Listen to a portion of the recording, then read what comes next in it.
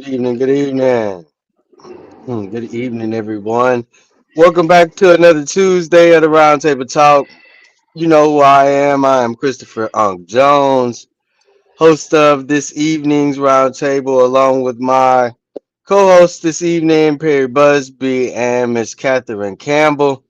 Of course, Stucky might tip in through as well. But again, like I said, it's Tuesday again, y'all, and welcome back to the Roundtable Talk. So, of course, you all know we got some hot topics on the stove for discussion today. Be careful, blow your food because this just might be hot. so, I definitely want to allow my co-host to give a second right fast to some of the things, at least one topic this evening that sort of kind of sticks out to you that you would like to engage later on in discussion of tonight. Just again, just give me the topic and then we'll go from there. Miss Catherine, you have the floor. If you don't mind, please turn your cams on. There she go. Bow, bow. What's up, Queen? Good evening, everybody. And I'm open to talk about whatever y'all want to talk about. I'm good. For real? So you didn't have a pressing issue that you was like, Lord, we got to bring this up tonight. We gotta at least divide this pie. Uh, no, not right now. I don't have anything. You hit me really fast with that one. So I know I give like me a doing minute. that. I know, right? Give me a minute. Perry, what about you? What kind of issue, topic, or something of discussion that kind of stuck out to you and it had you like, man, I just really would like to bring this to the table on Tuesday, whether it happened today or between now and last week. You on mute, Well, brother. first of all, good evening, everyone. Glad to be with Ankh and Miss Catherine and to all my people in Beaumont. Oh man, it's so much, but I guess I guess the one thing we can talk about is how we're being stress tested in these initial days. So I mean, you can take your pick, ending up with just the latest announcement that uh, our commander in chief has announced on the public stage that he's willing to engage America in a project of ethnic cleansing uh, along the Gaza Bank. I guess he wants to put a Trump Tower, uh, Gaza, up for development. I don't know, but man, this is just crazy. Um, um, um. See, so like we back to me now. Now, like, of course, that probably dropped within the last 30 minutes to an hour ago, right? And so, understanding that, you know what I'm saying. You mentioned at least like two things, Perry, that like sticks out to me from last week to current. And one of those things for me is psychological warfare. And thinking about, how day one of this administration started to day current of this administration, including the last 30 minutes to an hour, with, the prime minister of Israel on the stage announcing that you're coming after Gaza. And so, um, yeah, it's been very much to me imposed as psychological warfare. And so, excuse me, that's just where I want to get y'all heads at right fast about what has been implemented and what type of um distress it has caused on people that you may know in the community and abroad, right? So after several articles and acts and whatever the case may be, executive orders, let's say that were signed from current to from day one to current. What do you feel about the stress that that constant signing and having to review and having to really like break down the language for these executive orders did to or does to the American public, especially when it comes to, like I mentioned, psychological warfare?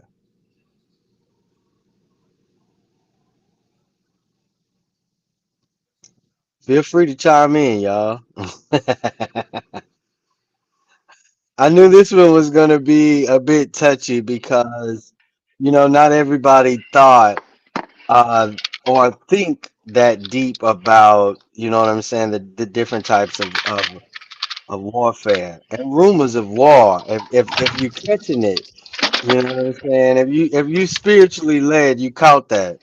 And so, yeah, I just wanted to know what was y'all's take about how did that distressing week go for the American people that you know?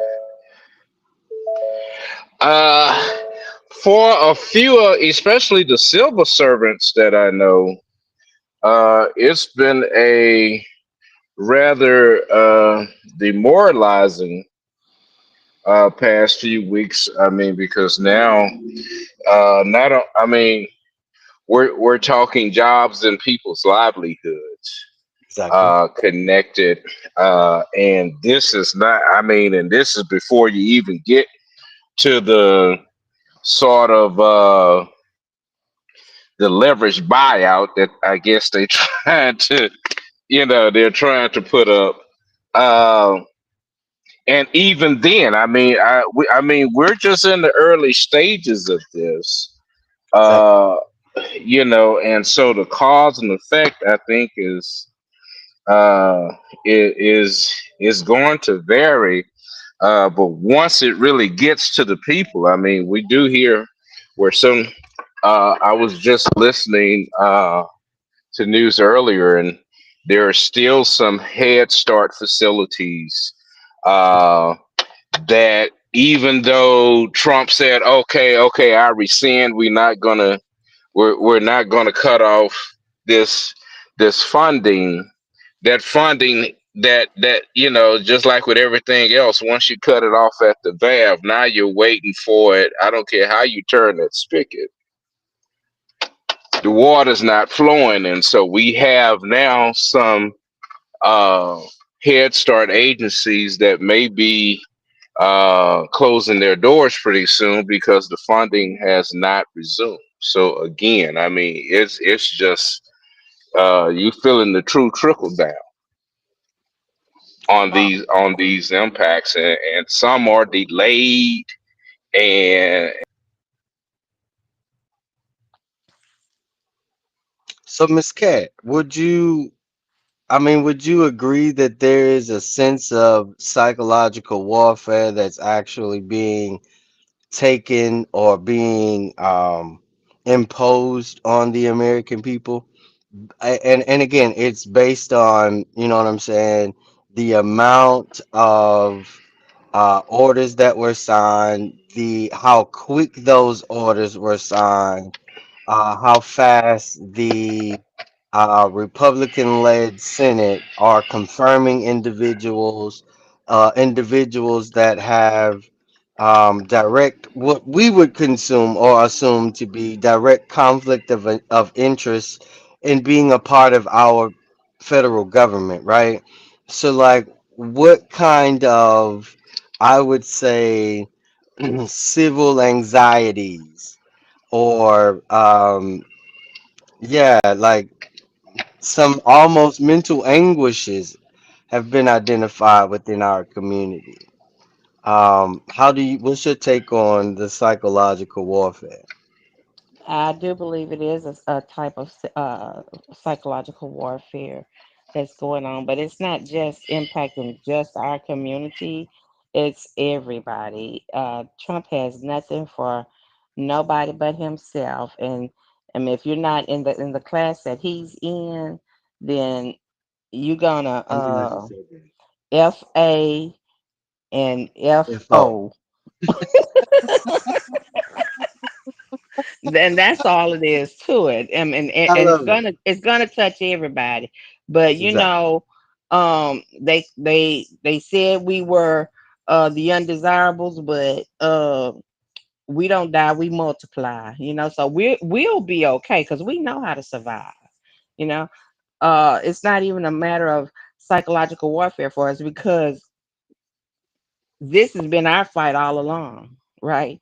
We always trying to uh go further, do more and better anyway. So we know how to survive, but we gonna watch it like it's on TV. Watch them like they're on TV. I'm glad you. It's one thing that you said that really stands out, and I really want people to really take notice of this. This has nothing to do the things that we see happening at the federal level of our government since the inauguration of 47. Um, this has nothing to do with your race. This has nothing to do with your creed or your culture. This has everything to do with your class. That's right. And this is the oligarch America that was introduced during the 13 colonies. Before a lot of the things that we come to know and I guess have as liberties, civil liberties. And these are just, as basic human rights, right? Um, the DEI removal. A lot of people that are not of African descent who thought that DEI meant Negro or African Americans or Black Americans, that if we remove DEI, then we would definitely remove the power that African American communities or Black communities have. And so what they effed around and found out was that no, a lot of our alleged assets or liberties and or what I'm saying, privileges are tied to DEI, especially um, you know low class white male and female. And I have to say that because, again, this is not about your race. This is 100% about your class. If you look at the imposed taxes that are to be under this new administration, it's very tax heavy for the low to moderate income households and very lightly taxed to almost not taxed at all for very large household or very large financial households and or companies. And so that has a lot to do with who we have in office now and taking this country back to where only people that had a say were people that owned property and or was in a particular class, and that say came in the auspices of a vote. So if we can recall when 47 told us on the campaign trail as lay people, as common folk, that we would not have to vote again. Now That's what he said. we're starting to see why he said that we as common folk will never have to vote again, because America is signing away its liberties to become a fascist classism ran government. And yeah, I definitely appreciate you bringing that up, Miss Cat, especially about race, because like you said, our ancestors and descendants taught us this a long time ago, because we didn't have the access to what we thought were our civil liberties under the Civil Rights Act, under the Green New Deal or whatever the New Deal back then was, right? And so, under the trickle down economics, under all of these proposed pieces of legislation, we've always seen where even when we were getting a dime or a nickel, you removed the individual and the seat, the office, gerrymandered the entire seat to dismantle those people that came into political power. And so, one of the things that I noticed was how many, you know, mid to low um, class financially, right? And I'm not talking about your status. We're not talking about that. We're talking about what you bring in on a monthly basis, or an annual basis.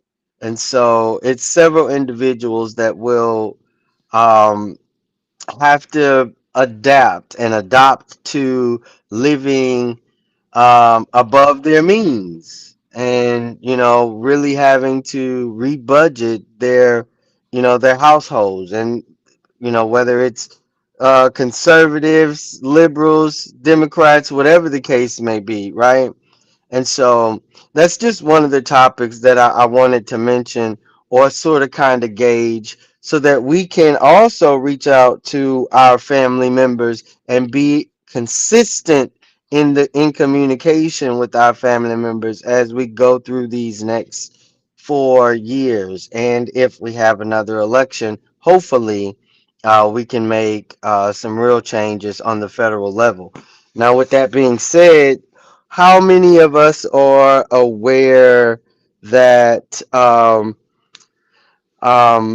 aware of what's happening here in the city of Beaumont? If you all are not aware, of course, we are going through contract negotiations with the fire department, well, with the firefighters union, and we're also getting ready to, engage into the 2025 fiscal budget. And so, um, with that coming into play, and proposed bond issues and everything else, we have a cherry on top here in the city of Beaumont that's scheduled for May.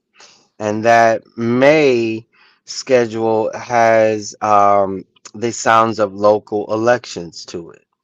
So, one of the questions I would like to ask our host on this evening is, how are you and your communities prepared or preparing for the next local elections in your city?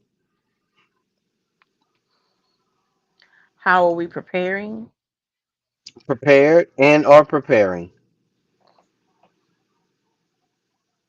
And I'm talking about to engage more than just the people that's on your regular voter roll, because we do have some purged individuals from our voter roll that were, uh, I'm not going to say legal or illegally purged, but they were purged without awareness or consent or communication.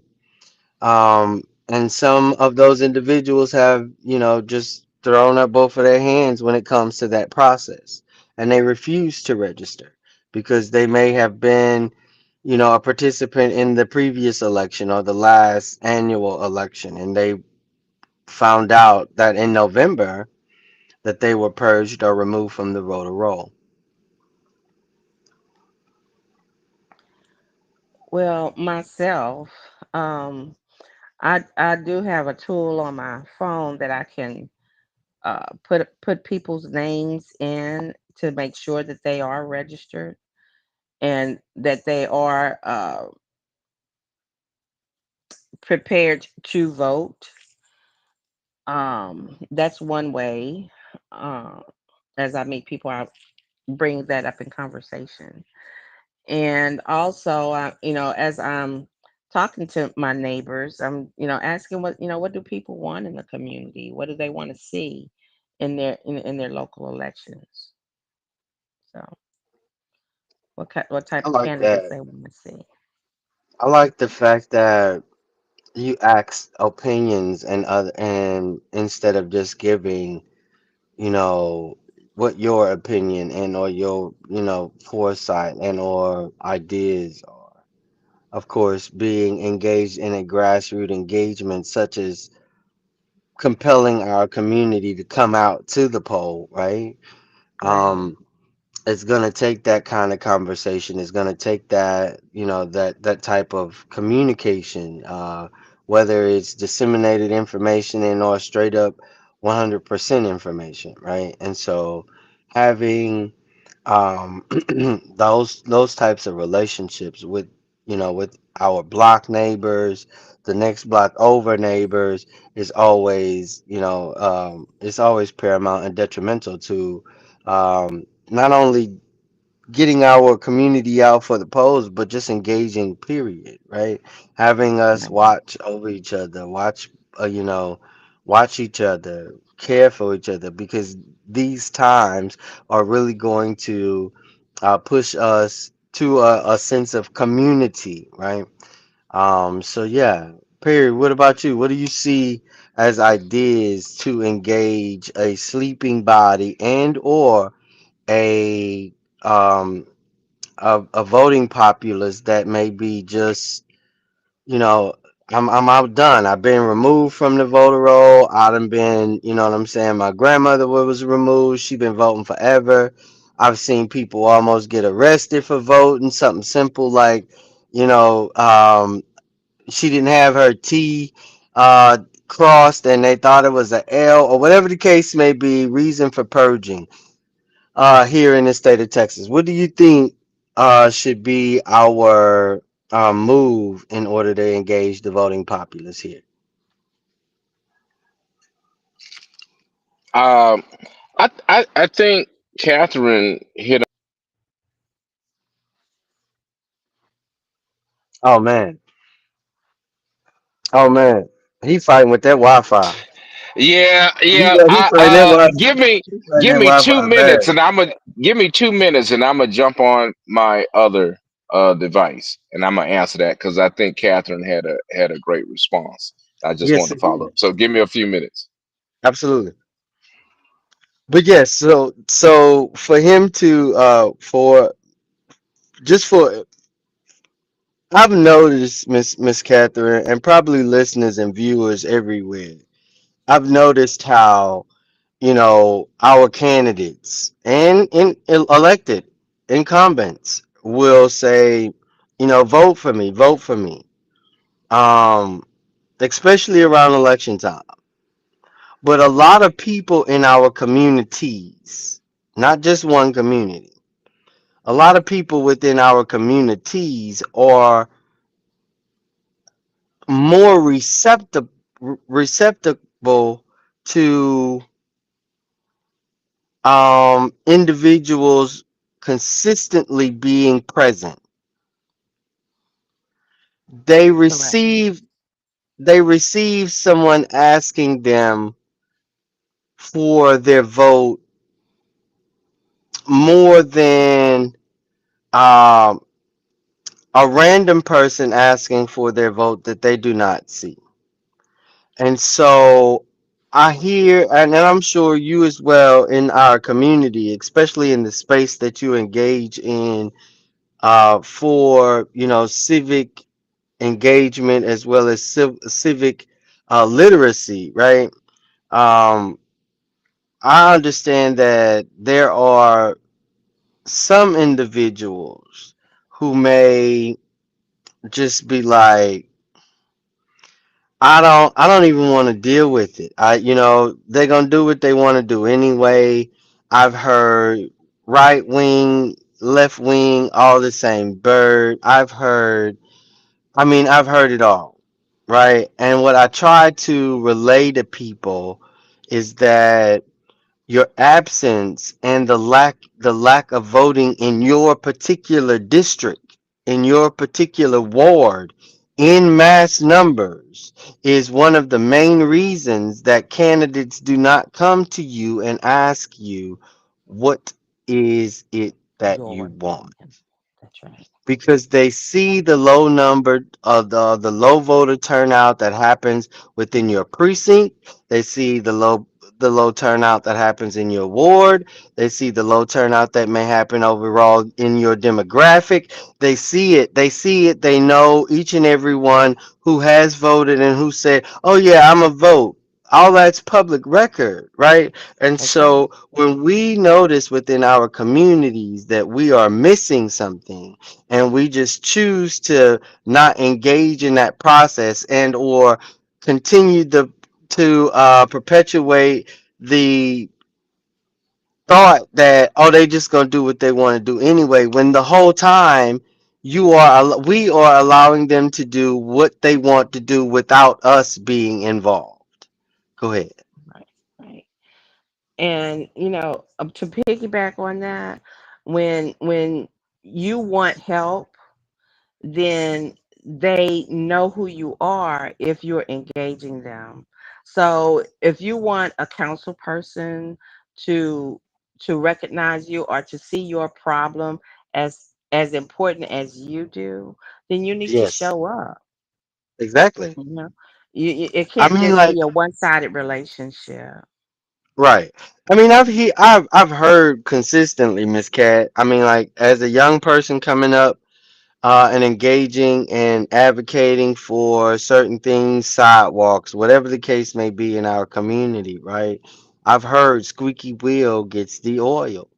That's But right. for the life of me, if that's the case, then why am I going to the dealership or to a auto body for preventive maintenance? If I'm Well, the doing reason why preventive maintenance, then the squeaky wheel would not be squeaking, would it? that's right. So I definitely would like We for all us have to to do our be part. able to engage not only with the voting base that shows up, but more so the voting base that sits back and watch and that are inactive and sometimes have valid concerns as to why they are inactive, right?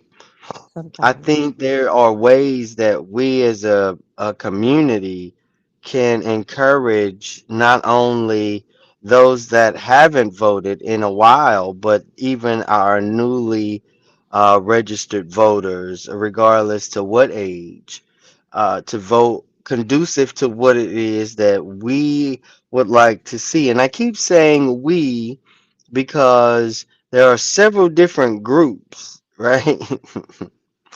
And a lot of people say, well, y'all all should just come together. But no, I don't agree. I think every group should have a voice. And those voices should have a spoken tone to what is demanded and expected from the elected, from the appointed, and within your tax base. But who, I mean, especially how you're paying your taxes, school board included.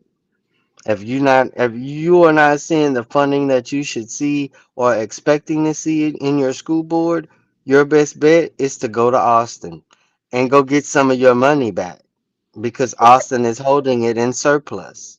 So yeah, go to Austin and get some of your money because they've been holding it for quite some time. And I think it'll take those types of actions, those types of engagements to reactivate those communities and those individuals within our communities to say, well, shoot, if I'm doing it, or if Miss Cat doing it, or if Perry doing it, or these people, if these people doing it, I know I ain't got nothing to be scared of. And because sometimes this place, this political arena can be intimidating to some of those that may not have an idea of the jargon of the how to address the people, or what to say, different things like that, or who to address, right? And Right. so I think that once we engage in that type of momentum, other than just speaking at council, but making demands heard at council and at the school board, then those things that we seek here in the city of Beaumont, Jefferson County, Texas, will definitely start to reflect because, again, that's what we demand not only from Austin, but all the way down to the nitty gritty, right? All the way down to the bottom. I think that we have to hold our council people accountable, right? Well, they campaign, they ask us for their votes, and they say, I'm going to do this and I'm going to do that to change the city. But then when they get in the office, they don't do anything. And true enough, they do need more than one vote, their one vote, to make things happen in certain areas. But that's when you have to know how to talk with your council people ahead of time to tell them, listen, I'll help you with this if you help me with that, right? So, but I mean, if they're going to, if we're electing them for our area or for our community, then we also need to show up. Not we want them to show up for us, so we have to show up for them as well. And for ourselves. Right. All right, Pierre, we gave you 4 minutes. No, just kidding. Go ahead, Pierre. What's up? Yeah, okay, thanks. No, but I've enjoyed listening to Catherine's insights because it really does speak to the heart of our community, and we just have to understand that Black mothers, Black sisters, Black grandmothers, they are the heartbeat of our community, and so listening to her comments, they really hit home, and one of the things that Catherine said was really we we've got to, and when I say we, I mean those who are politically engaged, those of us who are considered the politically conscious uh, movers and shakers in our community. What we have got to uh, come to is a re reimagining and revisioning of what political engagement looks like. I think we're trying to do a whole lot of copycatting of what we saw take place once before under Okay. other similar conditions, but not the same conditions. And we're not the same people. And so I think what has happened is we've had a lot of people who have tried to imitate what they've seen. And in some cases, it has worked, but in the long run, we have not benefited from it. And so to engage, as Catherine said, not about voting, but to engage them where they are, which leads them to voting. Uh, because we're trying to tell them voting is going to fix your issue, but we're leaving out a whole swath Exactly. of information about how that can work for you, including how to choose the correct candidate. And the correct candidate may not be your cousin. The correct candidate may not be your classmate. The correct candidate may not be your neighbor. Not to say that they aren't good Exactly. people, they're just misplaced. And so we can't have people with good intentions. Likewise, as Catherine said, we can't have people uh, who are very opportunistic. They see the opportunity in the position, and so they, like the devil in the garden, he enticing you in unknown ways to a fateful end. And so we end up getting people like that who have established names and somehow have established a mythological tradition that outshines the reality that we experience in their leadership. I totally agree. and they go untested. I won't say sometimes they go untested, sometimes because of our zeal to try to make change, we end up, as I say, not learning that elections are always about counting. And in our zeal to try to unseat, change, redirect, we end up pushing a whole lot of people, and all of a sudden the numbers and the coalescence that we had that was building is now dispersed and Yeah, and sure. and Yeah, divided because everybody thought they had the idea that was going to make it, yeah. and no one included the people, Mhm. because the people made up their own mind. Again, the people said, that's my cousin, that's my neighbor, and they made it on decisions that had nothing to do with the politics and the governance of I their totally community. agree. And so now we are at a point in our political engagement and political landscape. We can't just say it's Republicans. This is a reflection on us. Because at the same time as Republicans was moving to become more power hungry, Democrats were trying to coalesce this so-called power structure around, we need experience matters. And so young people who had good ideas, or some people who thought things outside of the box, was pushed away because that's not what the establishment does. And so now the Democrats have finally found out that they was like that big dog behind that fence. You couldn't really see him, but he had that big bite. And once you saw him, you saw he was malnutrition. Yeah, The bark wasn't anything like the yeah. reality.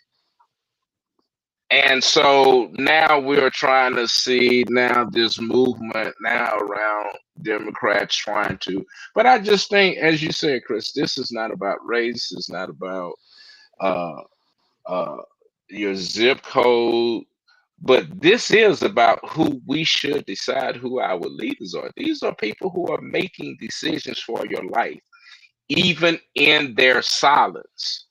It determines how you live, where you And live. so we to say that we have Democrats who, I mean, have been somewhat performative Say what, Miss Cat? during, I said it does determine how you live, where you live. So we need capable people to, yeah, to speak for us because that's what we're voting for. These people to speak for us when for the at in that seat at the table. I mean, like, I hear y'all, but right. I'ma still have to push back a little bit, just a smidget. So, who am I supposed to address to do that? Your How candidate. do I find those individuals? That starts with us. How do I find those individuals, I especially mean, if that they're starts not with making us, though, themselves Chris. presentable or presented into the communities? I mean, and even if they are, how do one go about reaching out to somebody that's politically astute in the community that don't mind me asking the same question? Like, so you mean to tell me? I mean, but wait, so you mean to tell me? Okay, so wait, one more time. Because most people that got it, that knows it, they'd be like, baby, if you ain't got it by now, you ain't gonna get it. But it's going to definitely take the, like you said, Perry, the resurgence of uh place, power in place, pride in place, like Miss Cat was talking about, and pride in self, because I'm looking at how we as the community used to get our information or our political tea. And that I guess like space isn't well attended or isn't available because those people that were politically astute died out.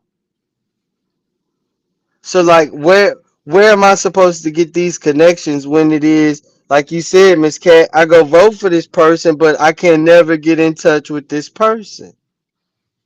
And this is my vote, who should be one of the most politically astute individuals in the community. But I can't even get to you to tell you or ask you or have you groom me in another political space.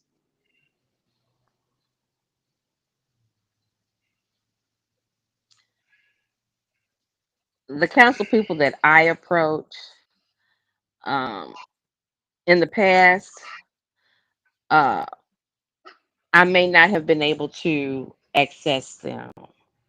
But now that I am more involved, I do go to the council meetings. I am trying to find out more about what's going on. When I call on them, they answer. So again, I say, when you show up for them, they show up for you. You have to make them know who you are. And yes, you are a voting constituent in their area. They can knock on the door. You know, you have the choice to Hmm. answer or not. But when you want your issue heard, you want them to feel that your issue is just as important to them as it is to you. So then you should be showing up too. It's all about accountability to me. Well, I know, but being being an advocate of our community, of our communities, and one of the things I cannot stand, and I tell this to politically astute and those that are not. Um, don't you come around me talk about who voting. I don't even know who I'm voting for. Don't you come around me talk. Don't you come around me talk about. I don't even know what we voting for. Don't you come around me talk about who on the back. Don't you come around me. Don't come around me and say, "Oh man, I ain't gonna. I didn't even get to vote," and you don't come around me like that. Yeah. Especially as a person that that is a little political. I'm politically astute a little bit, just a little bit. Miss Cat, don't look at me like that. Just a little bit. I'm just listening. And so, I try to share the avenues that I know. I try to give the same spaces that I can get my information from to these other individuals so that they too can be in the know, Hmm. including what your elected official voted on, whether he's your state senator, whether he's your Mhm. congressperson, whether he's your governor, your lieutenant governor, your attorneys general, whether it's a judge, whether it's a district attorney. All of their everything they do, with the exception of who they do it to, is open record. It's public knowledge. That's Hmm. right. Yeah, yeah. And with the assistance of AI, you can just speak it into your phone and it'll pull it right up for you. It's not like it's a very hard search anymore. Right. And speaking about AI is not aware of DEI practices. Just so you know Right. that our logo does not have a female represented body. And AI did that, just deleted all of DEI out of our roundtable talk. And I thank you for the queen that's in our midst that alerted me. I was like, oop, blame it on AI. I'm gonna blame it on the spell checker. You know that Okay. AI. Because AI don't even the do checker spell should have check. saw that. Look, it's an AI generated image. Even if you tell them to spell it like this, they gonna still spell it like that. It's AI. It's Right. artificial in ignorance. It's okay. I came from the But crib. I'm all right. we gonna definitely, yes indeed, right. We gonna definitely have a more custom created logo for the roundtable talk But it's all so that about we knowing can. who you Yeah. are. And I know who Yeah. I Sound like, am. So Yeah. yes indeed. Sound like my sister getting ready to cook over there. that's not me. Yes. So any final comments you'd like to give us? Again, I do not see any comments. Please, if you do not know that you can comment on our shows, we're streamed live on Facebook and on YouTube. I know for sure. And for those that are listening, I know we are on Apple Podcasts. We are on every podcast.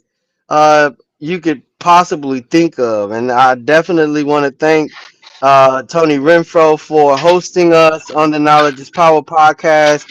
Of course, he'll 9 times out of 10 be streaming a show on Sunday with his guests. Please stay tuned to the Facebook page Knowledge is Power podcast. And he'll definitely get you that detailed information. Oh, look, you go right there. There you go, right there. There you Hey, go, right yes, there. everybody. We are So also we're on. gonna do you. We're gonna Yeah, do you like they used to do. we are also on TikTok now, live, Oh, you and bougie, you bougie, Okay. bougie, huh? so we've on quite a few. LinkedIn, TikTok, Instagram, all 5 of my social Facebook social media page. So excuse me, I'm sorry, but a great show, guys. I mean, we got to keep it current, keep it talking, and we got to get more people involved. I am going to change some of the algorithm. Did I say it right? Algorithms, Algorithm. Yes, to increase more um, connection. And when I say increase more viewership. comments. Yeah, more. Yes, indeed. So we'll get going. And I appreciate you guys and did well. So I see you Thank you, next sir. We Tuesday. appreciate you. See you next Tuesday at 9 o'clock. And you can watch us on Sundays at 7 o'clock every Sunday on Knowledge is Power Podcast Live. And we've got some great shows, but we're mostly talking about different topics and so that we all be in one accord. And one night we're gonna all come together and have a big I was about to say, man, we're gonna have to more do a podcast. big table. You know what I'm saying? Yeah. All right. Yes, indeed. We're gonna have to match up on a Sunday. Thanks again for y'all Indeed. viewing in. Y'all have a good night. God bless. Thank you, Tony, Chris, and Perry. Y'all have a good night. Anytime. See y'all next Tuesday. Absolutely.